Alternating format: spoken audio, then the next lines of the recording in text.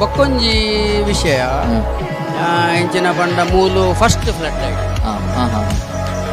first flood light ಅಂದ ಇಡೀ ಮ್ಯಾಂಗ್ಳೂರ್ದ first flood light ಅವು ಅಂತ ಮಕ್ಕಳು ಯಂಗ್ ಫ್ರೆಂಡ್ಸ್ ಇರೋದ ಯಂಗ್ ಫ್ರೆಂಡ್ಸ್ ಪಂಡದ ಒಂಜಿ ಪುದರ್ದಿ